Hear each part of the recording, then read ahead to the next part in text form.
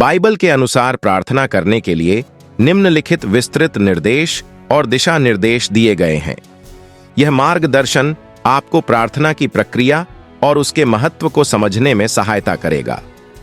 प्रार्थना का महत्व। प्रार्थना ईश्वर के साथ संवाद का एक माध्यम है। यह केवल शब्दों का एक संयोजन नहीं है, बल्कि यह हमारी आत्मा की एक पुकार होती है। बाइबल में विभिन्न स्थानों पर प्रार्थना के महत्व को बताया गया है। प्रार्थना से हमें ईश्वर के करीब आने और उनकी इच्छा को समझने का अवसर मिलता है। प्रार्थना का प्रारूप। बाइबल में प्रार्थना के विभिन्न प्रारूप बताए गए हैं, जिनमें से कुछ मुख्य प्रकार निम्नलिखित हैं। स्तुति प्रार्थना। यह प्रार्थना ईश्वर की महानता और उनकी महानता की सराहना करने के लिए होती है। उदाहरण के लिए, हे परम पिता, आप महान हैं, आपकी महिमा अनंत है, धन्यवाद। प्रार्थना। इस प्रकार की प्रार्थना में हम ईश्वर को उनकी आशीर्वादों के लिए धन्यवाद देते हैं। हे ईश्वर, आपके सभी आशीर्वादों के लिए धन्यवाद। आपने मुझे और मेरे परिवार को सदा सुरक्षा और प्रेम दिया है। क्षमा प्रार्थना। इसमें हम अपने पापों के लिए ईश्वर से क्षमा मांगते हैं। हे प्रभु, कृपया मेरे पापों को क्षमा करें और मुझे सही मार्ग दिखाएं।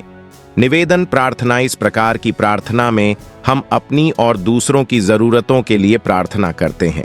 हे प्रभु, कृपया मेरी और मेरे परिवार की सभी जरूरतों को पूरा करें।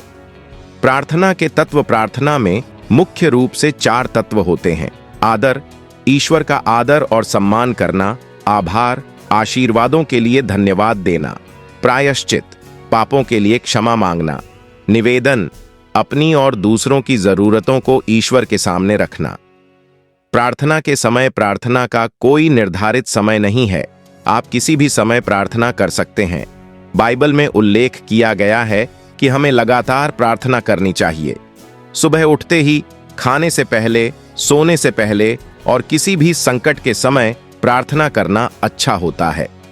प्रार्थना का तरीका। प्रार्थना करने का कोई विशेष तरीका नहीं है, लेकिन निम्नलिखित सुझावों का पालन कर सकते हैं। शांत स्थान का चयन। प्रार्थना के लिए एक शांत और सुरक्षित स्थान चुनें, जहां आप बिना किसी विघ्न के प्रार्थना कर सकें। यीशु भी प्रार्थना करने के लिए एकांत स्थानों पर जाते थे। ध्यान केंद्रित करें। प्रार्थना करते समय अपने मन और ध्यान को ईश्वर पर केंद्रित करें। अपने विचारों को भटकने से रोकने के लिए गहरी सांस लें और मन को शांत करें। पवित्र शास्त्र का उपयोग। बाइबल के पदों को अपनी प्रार्थना में शामिल करें। यह आपको प्रार्थना करने में मार्गदर्शन करेगा और आपकी प्रार्थना को अधिक प्रभावशाली बनाएगा। विनम्रता। प्रार्थना करते समय विनम्रता का भाव रखें। ईश्वर के सामने अपने आप को छोटा और निर्भर महसूस करें। प्रार्थना का अनुकरण। बाइबल में दिए गए कुछ प्रमुख प्रार्थना के उदाहरणों से आप सीख सकते हैं कि प्रार्थना कैसे करें। यीशु द्वारा दी गई प्रभु प्रार्थना, द लॉर्ड्स प्रेयर, एक उत्कृष्ट उदाहरण है। हे हमारे पिता जो स्वर्ग में है, तेरा नाम पवित्र माना जाए, तेरा राज्य आए, तेरी इच्छा जैसे स्वर्ग में पूरी होती है वैसे पृथ्वी पर भी हो। आज हमें हमारा दैनिक भोजन दे और हमारे अपराधों को क्षमा कर जैसे हम अपने अपराधियों को क्षमा करते हैं, और हमें परीक्षा में न डाल परंतु बुराई से बचा। आमीन। 7। व्यक्तिगत प्रार्थना। आपकी व्यक्तिगत प्रार्थना आपके और ईश्वर के बीच का संवाद है। यह आपकी आत्मा की आवाज है और आपके दिल की पुकार है। अपनी प्रार्थना को ईमानदारी और विश्वास के साथ करें। सामूहिक प्रार्थना। सामूहिक प्रार्थना का भी बाइबल में महत्व है। जब हम एक साथ मिलकर प्रार्थना करते हैं तो हमारा विश्वास और मजबूत होता है और ईश्वर की उपस्थिति को अधिक अनुभव कर सकते हैं। प्रार्थना में धैर्य। प्रार्थना करते समय धैर्य रखना महत्वपूर्ण है। कभी कभी ईश्वर हमारी प्रार्थना का उत्तर तुरंत नहीं देते।